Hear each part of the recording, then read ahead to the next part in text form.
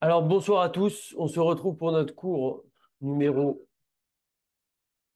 37, toujours sur la halachot de Shabbat, toujours dans les mélachot de Shabbat. Et ce soir, nous allons voir, Bezrat Hashem, la mélacha numéro 20. Et la mélacha numéro 20, c'est la mélacha de bonner, vessoter, construire et détruire. Je vais vous partager mon écran. Alors, Agdarat Melacha. Donc déjà, d'où vient la Melacha, puisqu'on a l'habitude de rappeler d'où ça vient dans le Mishkan, puisque toutes les Melachot interdites de Shabbat sont les Melachot qu'on faisait en routine dans le Mishkan. Le Mishkan, comme on sait, c'était le Beth Amikdash mobile qu'on avait pendant qu'on était dans le désert. On n'avait pas encore de Beth Amikdash. Donc il y avait un peu tout ce qu'il y avait dans le Beth Amikdash, mais en version démontable et mobile. Et donc ce Mishkan, il était à chaque fois monté, démonté. Et donc la Melacha vient de là, tout simplement. Agdarat Melacha. Abonné Binyan Noël Kavua.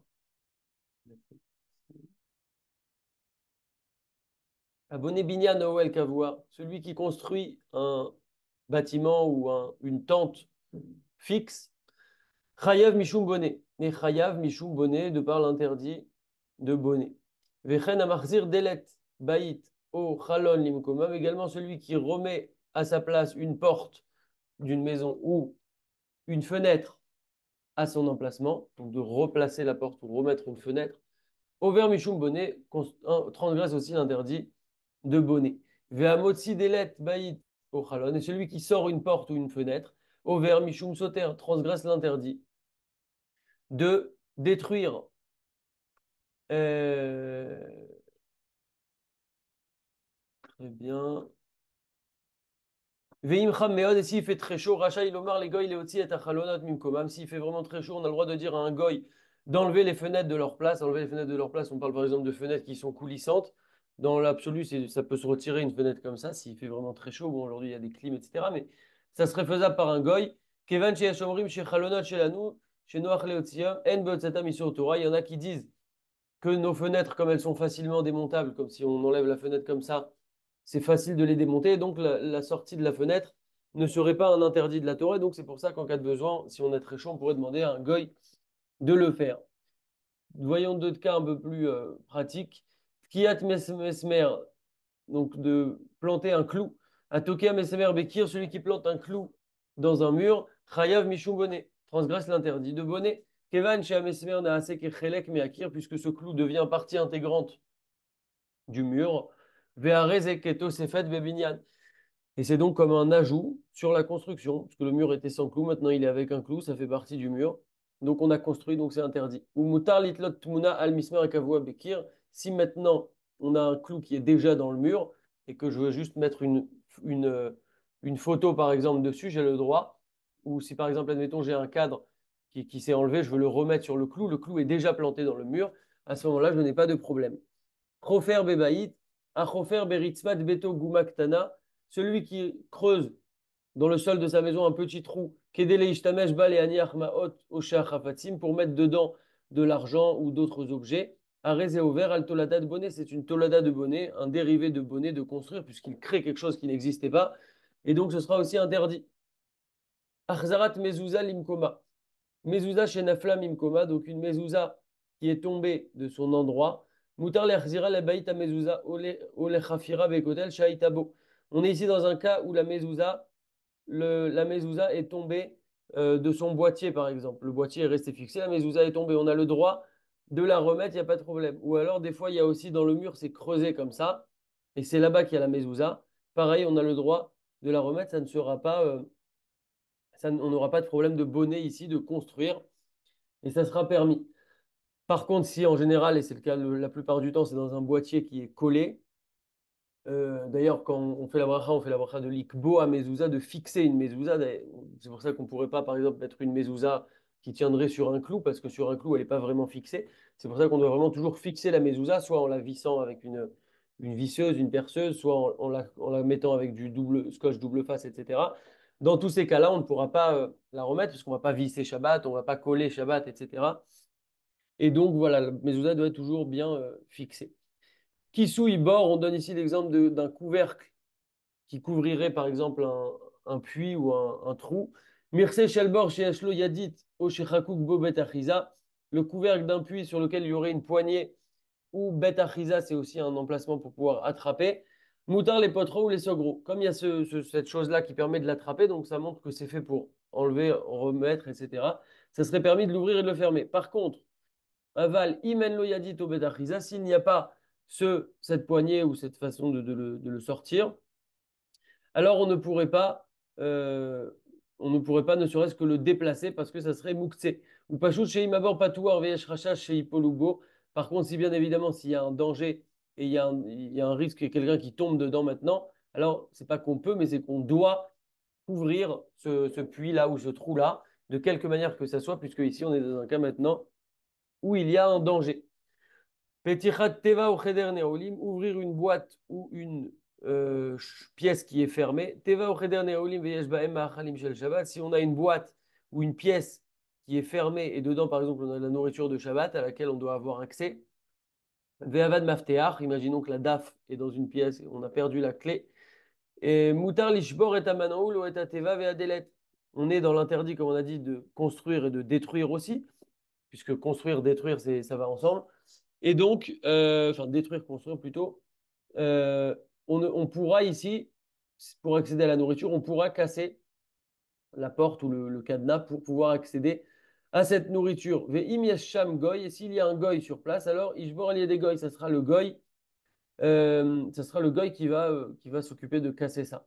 Vn basé sur sauter, il n'y a pas ici d'interdit de détruire. Pourquoi? Kevan shelo asra Torah melechet sauter, et là almenat livnot. Tout ce que la Torah elle a interdit la melacha de sauter, de détruire, ce n'est que almenat livnot, c'est-à-dire détruire dans le but de construire, défaire dans le but de faire.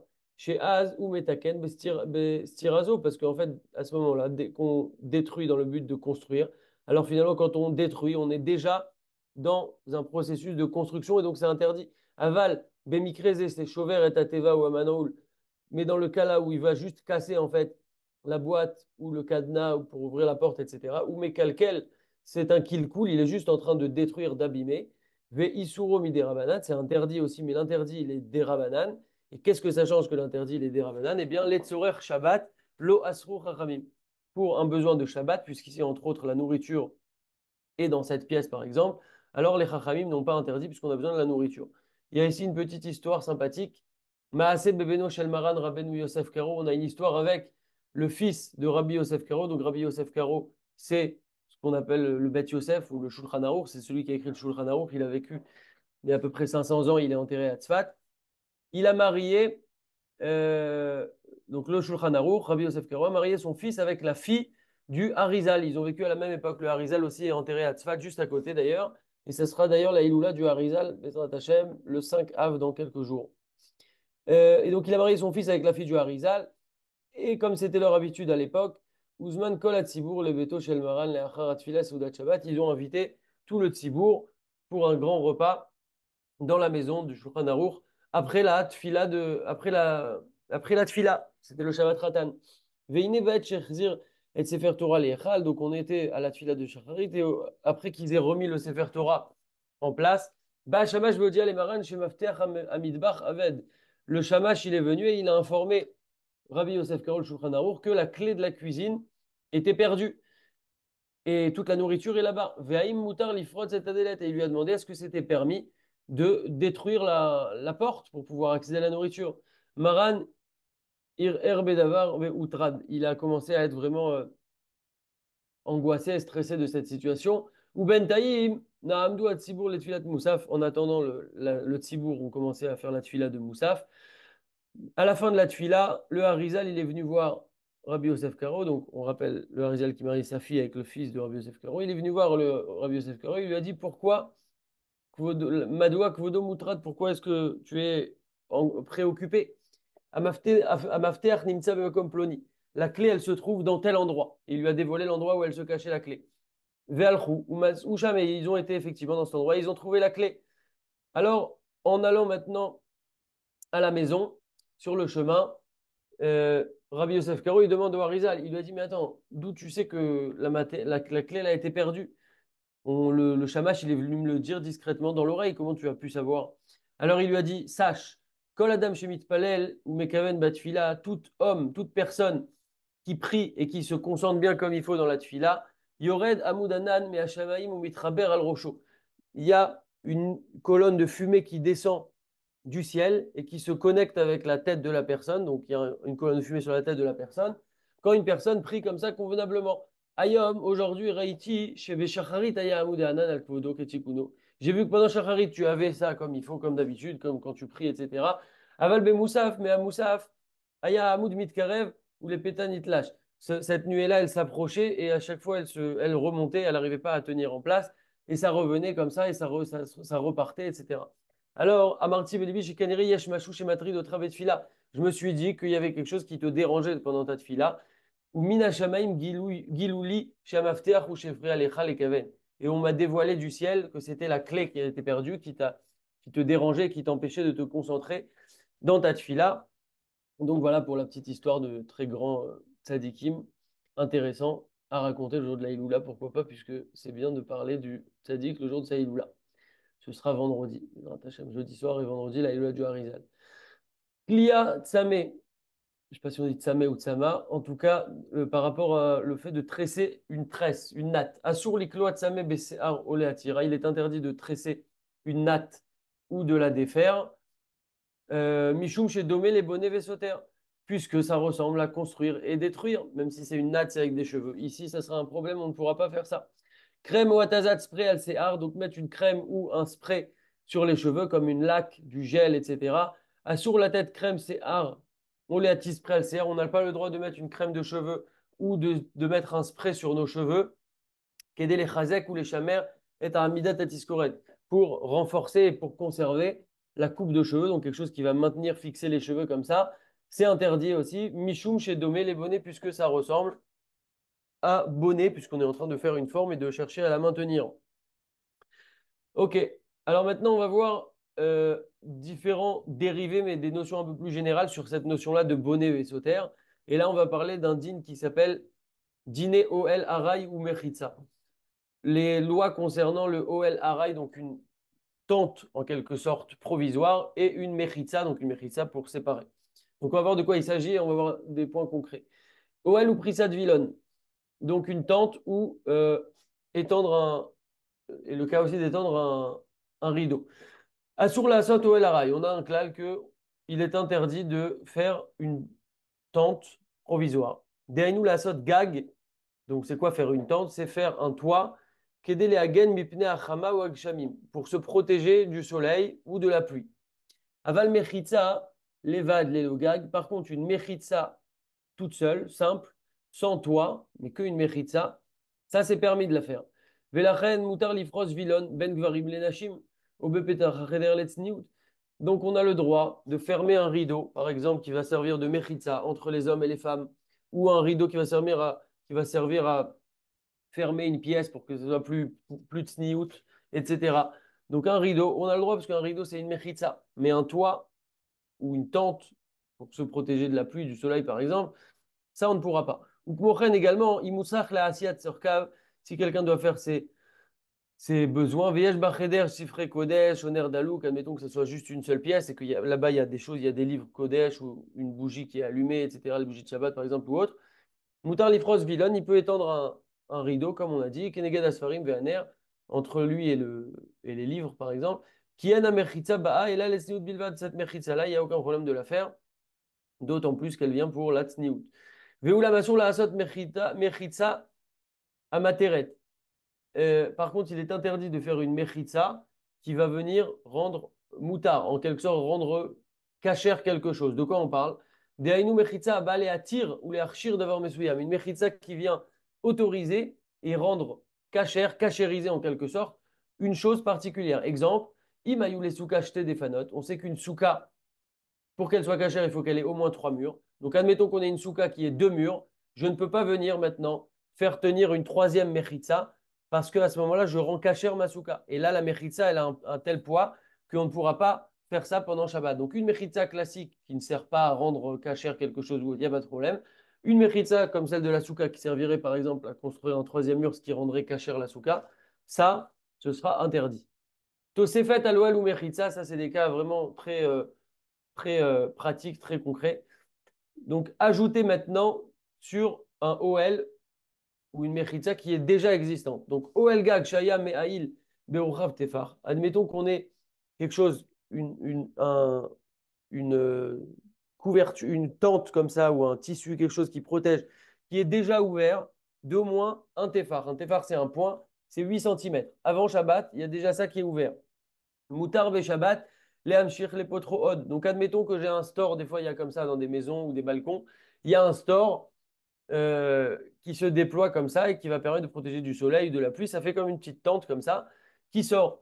Eh bien, il faut que j'ai déjà, à partir du moment où j'ai déjà un téphare, donc 8 centimètres qui sont déjà sortis, alors on considère que ça y est, il y a déjà ce OL-là. Et donc, en ouvrant, je ne vais le faire que le prolonger. Et le prolonger, par contre, ça, ce sera permis.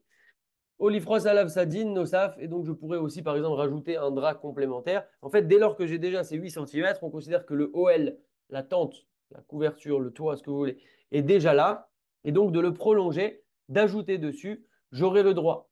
Ou bilvad chez Endarato chez Itkayem Zmanrav, à condition tout de même que ça ne soit pas pour laisser ça un temps trop long, au-delà de 10 jours. Il ne faut pas que j'ai l'intention de laisser ça trop longtemps.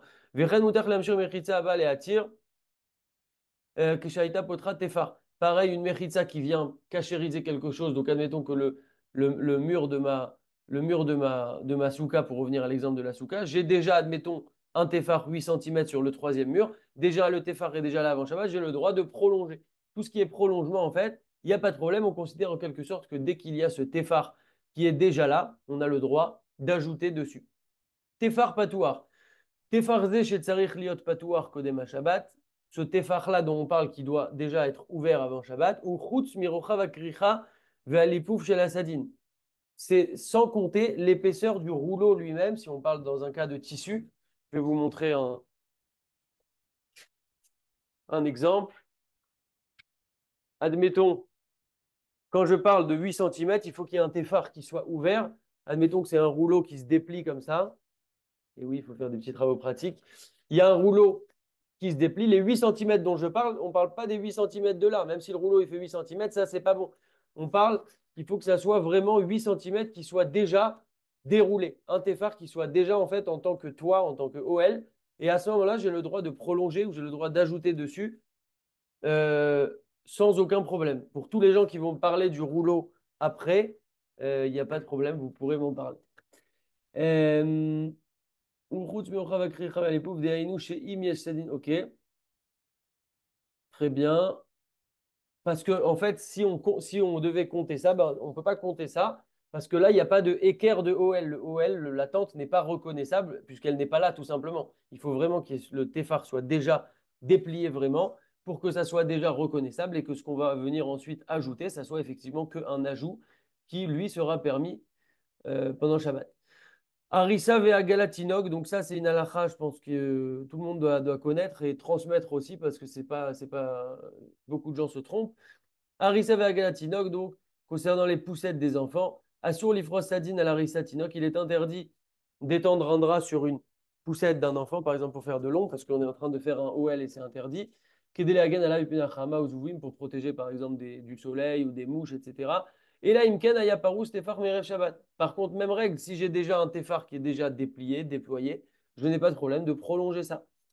Vechen gagon amechoubar le agalatinok. Également le toit qui est sur les poussettes des enfants. Iftechu ou tefar merev shabbat. On ouvrira un tefar depuis la veille de Shabbat. Ou begagon sheyesh be kevatsa ve kemata vrochav tefar. Mutar le hamshich le potro. Olifros, nylon, à la galam, ipena, geshamim, kemevoir les. Donc, dans les poussettes, il faudra que le toit soit déjà ouvert de au moins un tefar et à ce moment-là, on pourra l'ouvrir, le prolonger sans aucun problème.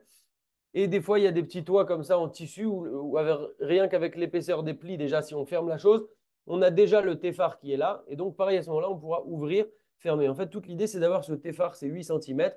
Et à ce moment-là, je peux fermer. Je peux même venir, par exemple, rajouter un plastique pour protéger de la pluie. Un plastique qui est spécial pour ça, mais à condition toujours d'avoir déjà 8 centimètres de couverture ou de tente ou de toit qui soit déjà ouvert.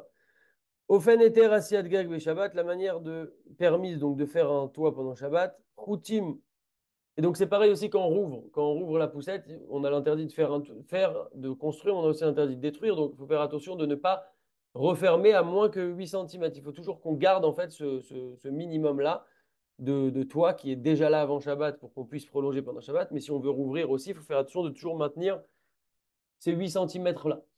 Ofen eter asiyat gag be Shabbat, chutim okanim asmuchim zelazé. Donc, si on a des fils ou des roseaux, par exemple des bambous, qui sont proches l'un de l'autre, Bepachot Mishloshat Fachim, proches d'une distance inférieure à 3 tfachim, donc un tefar c'est 8 cm comme on a dit, donc 3 tfachim c'est 24 cm, donc moins que 24 cm, donc admettons que j'ai deux fils comme ça, et entre les deux fils j'ai moins que 24 cm, on a un principe dans la Torah, qui est une halakha de Moshe Misinaï, qui nous dit que quand on a moins Shloshat Fachim, c'est ici là ce qui est en gras, Shloshat Fachim qui est la voûte d'Amé. Shlosha tfachim, donc trois tfachim, qui est lavoud. Lavoud, ça veut dire c'est comme si c'est mechoubar, c'est comme si c'est rattaché. Damé, ça ressemble. Donc en gros, dès que j'ai des choses qui sont à moins de 24 cm d'écart, c'est comme si tout l'espace entre les deux était rempli, d'après ce principe-là de lavoud. D'ailleurs, c'est intéressant, c'est pour ça que souvent dans les sous-cotes, par exemple, on voit qu'il y a des sous-cotes qui sont complètement en toile, en bâche, etc. Les sous-cotes qui vendent les choses les plus simples. Et vous verrez qu'il n'y aura pas de mur, en fait. Il n'y aura pas de mur en bois ou il n'y aura pas de mur en pierre ou en quoi que ce soit. Par contre, qu'est-ce qu'ils mettent dans le paquet? Et surtout, il ne faut pas oublier de les mettre. Ils mettent des fils noirs, des fils qui sont des cordes, en fait. Et on va comme ça faire le tour sur au moins trois murs. Et comment ça marche? Et ben, en fait, on sait qu'il faut au moins je crois, 80 cm de hauteur. Et donc, qu'est-ce qu'on va faire? On va mettre plusieurs fils. Et ces fils, on va toujours les espacer de moins de 24 cm. Donc, je vais aller au sol à 20 cm à peu près pour être à moins de 24, je vais mettre un autre fil. Encore à 20, je vais mettre un autre fil. Encore à 20, je vais mettre un autre fil. Et ce qui fait qu'en fait, grâce à ce principe de la voûte, tant que c'est moins que 24 cm, c'est comme si c'était complètement fermé. Et donc, je vais monter comme ça, ce qui fait qu'avec 4 ou 5 fils, je vais avoir comme si j'avais vraiment un véritable mur grâce à ce principe de la voûte. Et c'est comme ça qu'on permet d'avoir une souka kshera. Et c'est pour ça qu'on permet de, comme si en fait c'était des véritables murs. Donc en fait, si on a maintenant nos deux barres qui sont comme ça, ou nos deux fils, ou nos deux roseaux qui sont à moins de 24 cm, c'est comme si c'était déjà fermé. Ou moutar lifros oléosif alien sadine. Dès lors que c'est comme si c'était fermé, et bien finalement, je peux ajouter maintenant dessus un drap, étendre un drap puisque ce sera un ajout, un complément et pas une création de toit, puisque j'ai déjà en fait ces deux barres-là. Et donc, comme elles sont à moins de 24, c'est comme si c'était fermé. Et donc, en rajoutant quelque chose, je ne suis pas en train de créer la chose, mais simplement en train de la compléter ou de la prolonger. Et on a dit que le prolongement était permis. Et donc, ce sera permis, donc si par exemple on veut pouvoir utiliser cette technique en quelque sorte, de prendre au moins deux fils qui vont être collés à moins de 24 cm. Et dessus, je vais pouvoir mettre un drap. Et après, une fois que j'ai pu mettre un drap, vu que c'est comme si c'était déjà fermé, je peux aussi en fait l'étendre. Et donc, c'est une technique qui permettrait comme ça de faire un OL pendant Shabbat. Stirat OL, donc maintenant défaire une tente, enfin défaire un toit ou une tente, etc. Stirat OL, Assur l'Histor OL Shabbat. Il est interdit de détruire une tente pendant Shabbat, comme on a dit, donc l'interdit de la construire, mais aussi l'interdiction de la détruire, puisqu'on faisait ces deux mélachot dans le Mishkan, construire et détruire, on construisait, on détruisait le Mishkan, donc c'est les deux qui sont interdits à Shabbat. Alken, c'est pourquoi, Imutzrach les kapel et Assadin, si on doit plier le drap, par exemple, qui fait de l'ombre, ou et agagon agala, ou le toit de la poussette, yashir mimenu tefar. On laissera toujours un tefar pour que ce toit, en fait, soit maintenu. C'est le minimum pour que le toit soit maintenu. Et donc, de cette manière, s'il est maintenu, ça veut dire qu'on ne le détruit pas pour ne pas transgresser l'interdit de stirat oel, de destruction, défaire cette tente. Maintenant, quelques cas pratiques concrets pour terminer. Prissat talit al-raché el-adim, étendre le talit sur la tête des enfants. Ça pourrait ressembler a priori à un OL. Est-ce que c'est permis ou pas? Alors, moutar lifros talit besimchat Torah, il est permis d'étendre un talit à Simchat Torah, al-raché el-adim, enfin, c'est un exemple sur la Torah, mais ça peut être aussi Shabbat, sur la tête des enfants. Bet aliatam la Torah, kenaou, qu'au moment où ils montent à la Torah, on recouvre tout le monde avec un talit. Il n'y a pas de problème. Pourquoi? Il précise ici parce qu'on n'est pas en train de faire c'est pas une assiatoile, on ne fait pas une tente ici. Pourquoi? Parce qu'on tient le talit avec nos mains et ce n'est pas comme les autres, une tente classique où c'est tenu par des piquets ou par des piliers, etc. Et c'est comme si quelqu'un va prendre un vêtement pour se le mettre au-dessus de la tête, il le tient pour se protéger du soleil, par exemple. Tant qu'il le tient, il n'est pas en train de mettre en place un OL. Et donc, ça aussi, il y aura pas de problème. Et puis en plus, c'est pour le kavod qu'on fait ça et c'est pas pour se protéger du soleil. Donc voilà. Prissat talit al Sefer Torah, mettre un talit sur un Sefer Torah. Si par exemple, ils font des fois un minyan dans une cour ou à l'extérieur et admettons qu'il commence un peu à pleuvoir ou autre, donc on a le droit de mettre un talit et de l'étendre comme ça sur le Sefer Torah pour protéger de la pluie, euh, pour la même raison qu'on l'a cité au-dessus sur les individus. Mitria, un parapluie. Au passage, il y a une rumeur que les parapluies, on ne peut pas les ouvrir dans la maison, mais j'ai demandé et apparemment ça n'existe pas, une chose pareille. Alors il y a des choses qui existent, hein, qui sont ramenées dans la Gemara ou autres, etc. Des choses qu'on appelle peut-être des... Ça s'appelle comme ça des superstitions, mais en fait il y a des choses qui ont des fondements. Mais en tout cas, apparemment, cette chose n'aurait pas de fondement. Mais il n'empêche qu'un parapluie, assure les Ishtamesh Bemitri avec Shabbat, il est interdit d'utiliser un parapluie pendant Shabbat. À filou, donc déjà, bien évidemment, s'il n'y a pas de héros, la question ne se pose pas parce qu'on ne va pas porter. Mais même s'il y a un héros, en fait, on n'a pas le droit d'utiliser un parapluie pendant Shabbat. À filou, Imaïta Ptucham Erev Shabbat, et même s'il était déjà ouvert depuis la veille de Shabbat, Veyesh le Farzem Davarze, Berabim le Asir Mirchol Meatoim.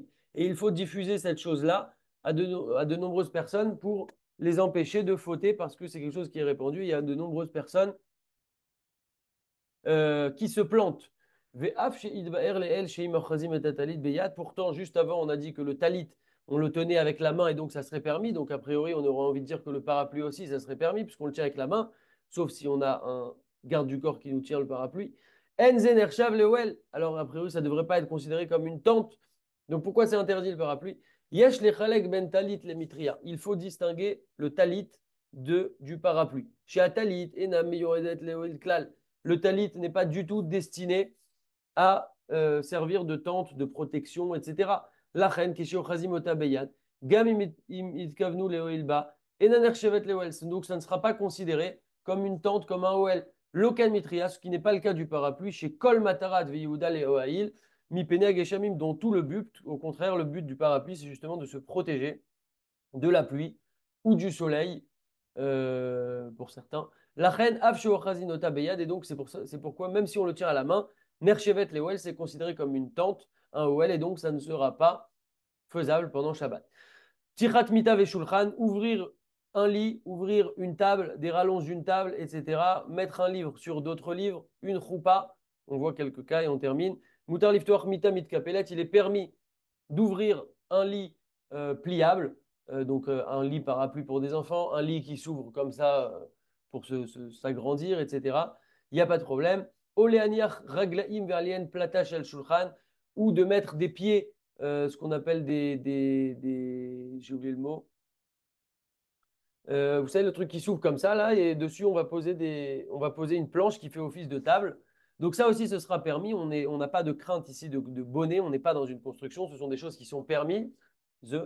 Oleaniach arbaz farim et arbaz dadim vesefer al gabem, ou de mettre quatre livres comme ça et un livre par-dessus. Ça aussi, c'est pas une construction. Il n'y a pas de problème. Euh, Kilo asrou le hamid mechitzot, car il ne nous a pas interdit de faire tenir des mechitzot, imgag avec un toit, kacher eno mishtamesh bechalal shetartav, quand on n'utilise pas l'espace qui est à l'intérieur. Donc si on pose des livres comme ça, on va pas aller utiliser l'espace qui est à l'intérieur maintenant. Donc il n'y a pas de problème. Vechen muter le hamid om de choupa le chavod. Également, il est permis de faire tenir une choupa pour le kavod. C'est un peu comme le talit. Des fois, on voit des petites roupottes comme ça, par exemple la Simchat Torah, avec des petits piquets qui vont tenir voilà, en l'honneur de la Torah ou autre, etc. Ça, ce sera permis. On termine avec ce cas. Mikba'at rechava, un chapeau avec des bords assez longs. Mutar lervosh mikba sheyeshlo shluim rechavot yoter mitefar. Donc, des fois, il y a des chapeaux où le bord va être plus de 8 cm, mais ça sera permis, même si ce chapeau, bah, il va nous faire de l'ombre. VN basé Mishum OL à rail, et il n'y a pas ici de crainte de OL, ce sera permis. Pour tous ceux qui se chauffaient à acheter un chapeau, encore plus un chapeau avec un bord de plus de 8 cm, vous pouvez l'acheter, il n'y a aucun problème.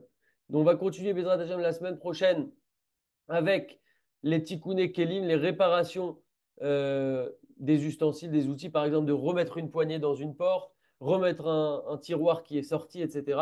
Donc toujours dans cette mélacha de bonnet vaisseau-terre qu'on n'a pas encore terminé. Et donc on verra des cas différents. La semaine prochaine, Bezrat Hashem, je réactive les micros. S'il y a des questions, je vous écoute. Khazak à tous, messieurs.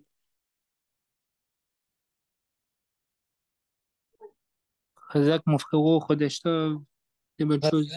Kodesh Tov. Chazak Khazak, ou Baruch Shimon. Khazak, papa, merci.